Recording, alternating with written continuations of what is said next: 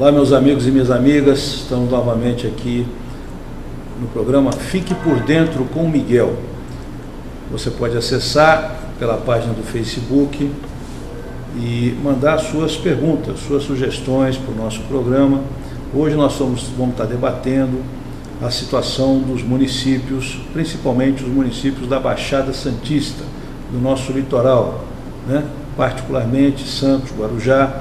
Eu inclusive visitei neste final de semana, visitei a cidade de Santos, revi e reencontrei velhos amigos. Quero deixar meu abraço aqui ao secretário da Cultura, Carlos Pinto, de Santos, que tivemos um bate-papo muito bom, inclusive encontramos um grande amigo, o Edu, o tricampeão da seleção brasileira de futebol, grande craque do Santos, excelente figura, um grande amigo, que nos recebeu lá em Santos. Estamos vendo aí a visita que fizemos ao Diário do Litoral, né? O Hélio, o jornalista Raton, eu, secretário de Cultura secretário de Cultura Carlos Pinto, e o atual diretor de governo da Prefeitura de Guarujá, o Guilherme Cruz. Fizemos essa visita à redação do Diário do Litoral. Aí batendo um papo com o meu querido amigo Carlos Pinto e o Edu, essa figura simpática, maravilhosa, grande craque do Santos, né? Que conversou conosco muito tranquilamente, batemos um papo, relembramos a Copa de 70 e os grandes confrontos entre Palmeiras e Santos que marcaram a década de 60 e década de 70, né? Aqui os nossos amigos da Praia Grande, o Hélio, que é lá do Guarujá, mas também deixar meu abraço ao Paulo Rui e ao ex-vereador Leandro do Avelino. Um abraço, Leandro, lá de Praia Grande, hein? Logo, logo estaremos visitando aí a tua cidade. E também estivemos com o prefeito, aqui ainda é Praia Grande, é o meu amigo Peão e o Paulo Rui. Na foto anterior, nós temos a figura ilustre do nosso ex-prefeito de São Luís do Paraitinga, né? Nosso companheiro Alex. Vamos em frente. E o Leandro, né? Aqui também na redação, fomos muito bem recebidos no Diário do Litoral, pela Tatiane e pelo Luigi, né? Obrigado a vocês, Diário do Litoral, que fizeram uma excelente cobertura. Aqui os nossos vereadores, presidente da Câmara de Vereadores, o Marcelo Squacione, o Todd, e à minha direita aí o querido Walter, que é prefeito também na cidade lá de Guarujá, né? Vereador. Aqui meu amigo Zaidan, um abração da TV Costa Norte. Vou estar visitando o Bertioga em breve aí, para a gente tomar aquele café e bater aquele papo. TV Costa Norte, que é uma televisão com excelente qualidade, boas entrevistas. Zaidan, que é jornalista, repórter há muito tempo, e que tem um programa de rádio, televisão, aliás, é dono de uma cadeia de informação, está aí o site deles, TV Costa Norte. Vocês podem assistir depois do nosso programa aqui, dar uma clicadinha, assistir ao vivo a TV Costa Norte, direto pela internet. O nosso programa é transmitido pelo canal ibtv.com.br, e o Zaidan, com certeza em breve também vai retransmitir, hein, Zaidan? O nosso Fique por Dentro aí para todo o Litoral Norte. Um abraço, Zaidan. Nosso amigo Tuca Júnior, que é nosso amigo Tuca Barbosa, desculpe, que é lá de São Vicente, foi diretor também de governo lá em São Vicente, grande amigo, nós também revisitamos agora há pouco tempo. E agora sim, o nosso querido jornalista Tuca Júnior, o jornalista e o programa de jornal, o jornalismo político mais importante lá do Guarujá. Um abraço, Tuca Júnior, para você aí. Também aqui, lideranças da nossa cidade. Vereador de Iguape, o nosso companheiro Júnior. Abraço, Júnior, para você. Vamos estar visitando Iguape em breve também, viu? Então, hoje nós vamos debater aqui no nosso programa. Eu trouxe um convidado especial, meu grande amigo, Hélio Ribeiro. O Hélio Ribeiro foi diretor de governo lá no Guarujá, diretor de ação comunitária, e foi o gerente de projetos e convênios da Prefeitura do Guarujá. Uma cidade muito importante no nosso litoral. Metade do porto é administrado ali na cidade do Guarujá, a operação portuária do Porto de Santos, metade é em Santos, metade no Guarujá. Temos também o próximo provável aeroporto de toda a Baixada Santista, que está sendo reestruturado para receber turistas, para receber atividade econômica que vai acontecer naquela importante região, inclusive com a vinda do pré-sal, do petróleo do pré-sal. A Petrobras está fazendo 3 torres administrativas na cidade de Santos. Vamos então debater as questões da Baixada Santista com alguns convidados. Eu realizei uma entrevista com a prefeita do Guarujá, Maria Antonieta de Brito, que eu tive a honra, como diretor de governo, compartilhar com quase 3 anos do seu primeiro mandato, e realizamos um trabalho também ao lado do Hélio, que também era diretor da Prefeitura do Guarujá. Estivemos agora juntos lá em Campos do Jordão, Hélio, e fizemos uma entrevista com a prefeita que eu gostaria que vocês assistissem, e daqui a alguns minutinhos nós vamos, assim que terminar a entrevista, iniciar a nossa conversa sobre a realidade das cidades da Baixada Santista e, em especial, da nossa querida Guarujá. Vamos à entrevista com a prefeita Maria Antonieta de Brito. Como é que está a situação no Guarujá e como é que você está sentindo essa situação da falta de recursos para os prefeitos? Bom, primeiro, Miguel, é um prazer poder estar aqui com você no seu programa e agradeço a todos que estão nos assistindo. Hoje, administrar tem sido uma tarefa cada dia mais difícil, porque eu vou tirar como exemplo o Guarujá, que você acompanhou comigo no início da nossa gestão, até um momento bem recente. Nós encontramos uma realidade de endividamento, os prefeitos que assumiram como eu a partir de 2009, elevadíssima pela falta de cuidado das gestões com o dinheiro público, se gastava do jeito que queria, não se tinha muita responsabilidade, mesmo com a lei de responsabilidade ninguém colocava fé nessas questões, só que a coisa começou a mudar. Os órgãos de controle, a partir de 2009, começaram a ser muito mais incisivos, muito mais cobradores das nossas responsabilidades. E a gente que pega uma cidade completamente desestruturada, com as finanças comprometidas, como foi Guarujá, com mais de R$500 bilhão de endividamento de precatórios, dívidas de previdência, 400 milhões de dívidas de previdência, mais dívidas de não pagamentos daquela gestão que nós sucedemos, pegamos realidades muito duras. Então, o que faz o município? Ele faz um ajuste de gestão, procura modernizar suas finanças, procura encontrar formas de economizar e de aplicar melhor o dinheiro. Nós conseguimos colocar a casa em ordem, conseguimos equacionar as dívidas, pagar o que foi possível, parcelar outras, e aí em 2013 nós temos um grande golpe. O Supremo Tribunal Federal, a partir da orientação do seu presidente Joaquim Barbosa, ele simplesmente, com demais ministros, entendem que a emenda 62, que nós lutamos tanto em 2009, para poder dar uma condição mais justa para os municípios. Até 2009 nós tínhamos sequestros a todos os momentos. Sequestros que iam nas áreas de educação, de saúde, qualquer área. Sequestros financeiros, financeiros, né? Quer dizer, de dinheiro público. A justiça vai lá, pega o dinheiro. Não quer saber de que conta. Não quer saber se é da saúde, da educação. Pega o dinheiro e paga a precatória. E tira. Aí vai pagar o credor. Ninguém é contrário a pagar o credor. É importante que isso fique claro. E essa é a minha tarefa à frente da APM e da FNP na questão de finanças. Nós não lidamos com dinheiro, nós lidamos com tudo aquilo que vai mexer com as finanças dos municípios, para melhor ou para pior. Então a gente vai colocar o nosso olhar, a nossa participação e dizer, olha, isso funciona, isso não funciona.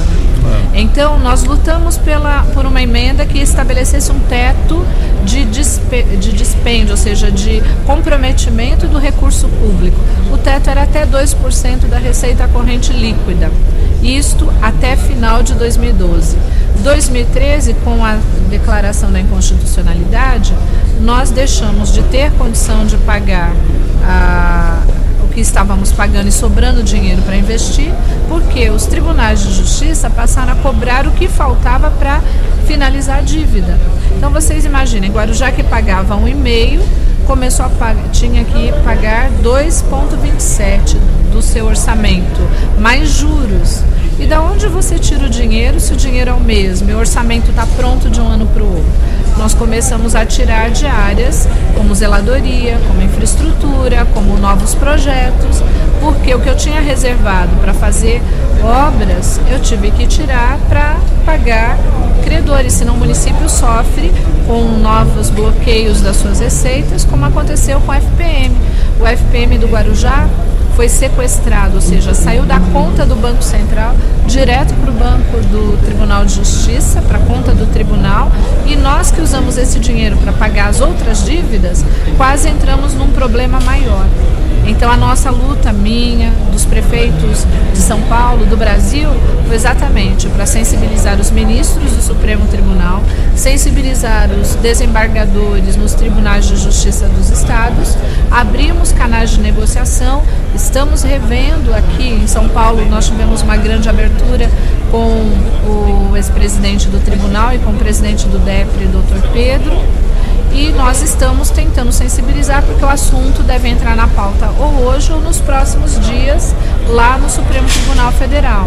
Então fomos à presidenta Dilma, ao vice-presidente Michel Temer, ao líder Mercadante, recentemente estive com eles há menos de 30 dias, também estivemos com o governador Geraldo Alckmin, estivemos com governadores de outros estados para poder encorpar a luta e nós podemos fazer a defesa dos municípios. Para que o STF se sensibilize em não aumentar esta... Em não aumentar e criar uma regra mais justa nessa transição, uma modulação mais justa, porque, Miguel e telespectadores, quando você paga mais precatórios, sai de algum lugar esse dinheiro. Então, a gente não consegue responder ao cidadão que precisa de um simples tapa-buraco, um cidadão que precisa de uma limpeza no canal para que quando vierem as chuvas a gente não tenha alagamento, uma condição para melhor deixar a cidade mais embelezada, ou para fazer uma política habitacional de construção de moradias.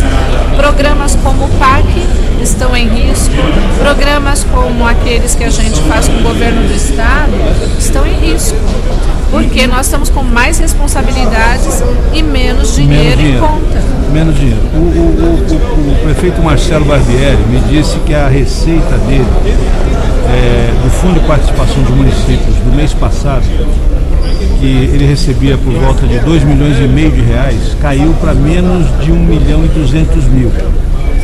Houve uma redução do Fundo de Participação dos municípios e tem havido uma redução geral orçamentária de arrecadação por conta das desonerações que o governo federal andou fazendo para favorecer as grandes empresas, tentando gerar uma saída para a crise, o que não aconteceu. E os municípios estão penalizados. O prefeito de Rincão me disse que ele fez a renegociação do INSS, né, como você fez há 4 anos atrás, e não está conseguindo pagar mais a parcela da renegociação porque não tem recurso, porque a gente usava porque a arrecadação caiu. E a gente usava o FPM, a gente usa o FPM para pagar parte dessas dívidas previdenciárias, de precatórios, complementa com recurso do Tesouro que entra do IPTU, do ISS, dos outros impostos. Eu estive no Senado discutindo a retirada de alguns impostos para subsidiar, por exemplo, a tarifa do ônibus. Fazer uma compensação. Para ver compensação. Das perdas que foram geradas. Quando a gente tem reduções de impostos federais, isso tem um reflexo em tudo que a gente também arrecada. Porque o que é o Fundo de Participação dos Municípios? É uma média que se arrecadou, de tudo que se arrecadou no âmbito federal, tira as isenções, com certeza vai diminuir a nossa participação, assim como também diminuiu a participação de ICMS. Então a queda de receita aos municípios se deu tanto com os tributos federais quanto com os tributos estaduais. E também nas cidades aumentou o nível de inadimplência, porque quando o cidadão ele não enxerga o serviço público, ele se desestimula a pagar em dia. E aí aí é que está o grande risco, porque a prefeitura, ela não deixa de fazer o serviço porque ela não quer. Ela está deixando muitas vezes de fazer porque ela já chegou no seu limite. E o dinheiro que garante pelo menos a manutenção do que está sendo feito é daquele imposto que entra todo mês, do ISS do serviço que é prestado na cidade e que às vezes é sonegado. Então as prefeituras também vêm melhorando seus mecanismos de fiscalização, de cobrança, porque se não fizer isso, a gente vai ter um rombo muito maior. Há um projeto de lei tramitando no Congresso Nacional, já aprovado na Câmara Federal, para renegociar a dívida de estados e municípios. A Dilma tirou da pauta. Era para ser aprovado em fevereiro no Senado e a Dilma mandou o Manteiga lá e retirou da pauta. Mas tem uma ação que é política aí. Essa luta? Nós continuamos na pauta da renegociação dessas dívidas. Elas não abrangem todos os municípios, Miguel. Mas tem uma questão. O presidente do STF, Joaquim Barbosa, por que ele mandou a pauta da modulação dos precatórios para a ordem do dia? Porque ele entendeu o seguinte, com a redução das dívidas do município, nós vamos obrigar os municípios a usarem esse dinheiro para pagar precatórios, mas isso é engano. Ele não entende o que é uma dívida municipal. Eu falo aqui com muita tranquilidade, porque eu estou à frente desse tema. E não acontece porque nem todos os municípios brasileiros que têm dívidas de precatório têm endividamento com a União. Bancário com a União de outro tipo. Exatamente. Precatório é dívida com fornecedor. Precatório é dívida de serviços que foram contratados, de desapropriações, de empréstimos a bancos, de ações previdenciárias, trabalhistas. Os nossos precatórios no Guarujá, a maioria deles, 13 deles concentra 90% da dívida. Foi com desapropriação e empréstimo de banco. Trabalhista é muito pequeno, né? Então a gente constatou, porque eu criei uma comissão de revisão, que muitos desses processos não tiveram defesa adequada do município. Ou seja, alguém trabalhou para que outros ganhassem. Então nós estamos revisando os cálculos, estamos ingressando com ações para redução, ninguém está negando do valor, e até mesmo a anulação de outros, como é o caso da Vega Sopave, que nós descobrimos que foi feita uma negociação extremamente prejudicial ao município, que hoje está em 150 milhões. 150 milhões, e que isso já tinha sido pago. Sem autorização do Tribunal de Justiça foi feita uma nova negociação, ou seja, isso é nulo. E estamos sendo cobrados em 150 milhões de algo que não chegava a 5 milhões. E que já foi pago. Então nós estamos encontrando tudo isso. O que você está me dizendo é que o STF, o Barbosa, resolveu aumentar o valor do limite, da obrigatoriedade para pagamento de precatórios, porque ele estava achando que ia haver a renegociação da dívida de estados e municípios e que isso compensaria isso não é uma coisa com a outra, e não é verdadeiro. Não é verdadeiro. E nós fizemos movimentação quando vimos o risco que isso seria. Claro, nós queremos que haja um caminho, uma solução junto ao governo das nossas dívidas com ele. Mas não pode ser moeda de troca para o STF. Claro. Não pode. O Brasil está crescendo pouco. Muito pouco. É o nome dele. Como é que você está sentindo isso lá no Guarujá, na atividade econômica do Guarujá? Bom, a nossa atividade lá no Porto tem crescido a cada ano mais. Mais importação do que exportação. Nós temos exportado mais produtos nossos. Agora eu entendo que a economia nacional, ela teve, de certo modo, né, com os problemas de infraestrutura logísticos, enfim, o aumento da produção nacional, uma certa retração, mas ela é uma economia ainda forte. Com tudo isso, a economia brasileira ainda é uma economia forte. O governo tem feito um esforço imenso para controlar, manter questão de inflação, juros, e acho que a gente tem capacidade de poder crescer mais. O dado do próprio governo federal é que 70% dos recursos orçamentários para investimentos na área pública, para investimentos em portos, em infraestrutura, não foram utilizados. Não foram utilizados a grande maioria. Continua com aquela fila de caminhões.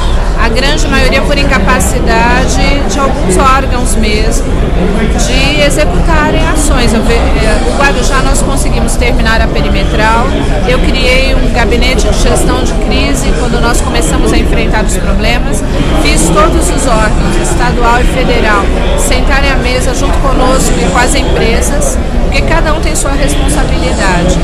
Definimos competência de cada um e criamos uma comissão de trabalho para buscar soluções. Então, e também investimentos. Há uma incapacidade de tornar o investimento mais veloz. A agenda da APM, dos prefeitos e da Frente Nacional de Prefeitos, o que está previsto em relação aos precatórios e em relação à melhoria da arrecadação? O que os prefeitos vão fazer nos próximos dias? Bom, em relação a precatórios, eu coordeno a mesa hoje à tarde, às 16 horas, sobre precatórios, com a participação do Tribunal de Justiça, da Frente Nacional de Prefeitos, de prefeituras que estão passando por este problema como Guarujá. Além disso, nós teremos também painéis sobre a questão da melhoria da gestão pública com outros coordenadores e palestrantes, porque melhoria da gestão pública, melhoria da eficiência, melhoria do serviço para o cidadão e melhoria na forma de gastar e controlar os recursos públicos. Então nós estaremos discutindo essas também os painéis e na sexta-feira eu participo de um outro painel de educação, que é o uso do recurso público para transporte do estudante e para alimentação escolar, para merenda escolar. Porque um outro problema que nós temos sentido como municípios, Miguel, na questão da gestão pública, é a falta de condições, até pelo nosso endividamento, de conseguir melhorar e modernizar as nossas secretarias para servir melhor a população e dar uma resposta mais rápida. Isso representa aumento de arrecadação. E no caso da área de educação, o recurso que nós estamos desembolsando do poder público, do dinheiro do contribuinte, da população, para complementar o gasto com alimentação escolar e com transporte são crescentes e não tem chegado recurso na mesma velocidade, na mesma proporção. Então a cada ano a gente vem reivindicando o aumento desses repasses para que a gente possa atender melhor as nossas crianças, jovens e adolescentes e incluir mais jovens, mais crianças no transporte gratuito. E isto para nós é uma questão lá no Guarujá. Eu criei o Passe Livre, está em quase para 6 mil crianças, jovens. O critério é renda e, portanto, nós somos uma das cidades brasileiras, eu apresentei isso no Senado, que já vem praticando um subsídio desse tipo de transporte ao estudante, para que ele possa ir para a escola, para que ele possa ir para as atividades de esporte, de lazer, de cultura e que ele consiga ter uma educação integral. Bacana, excelente proposta, prefeita. Eu fico feliz de te receber aqui no programa Fique por Dentro, saber que você está muito bem, lutando como sempre, com muita garra, com muita dedicação ao povo de Guarujá e à luta do municipalismo brasileiro, que você tem sido uma grande liderança.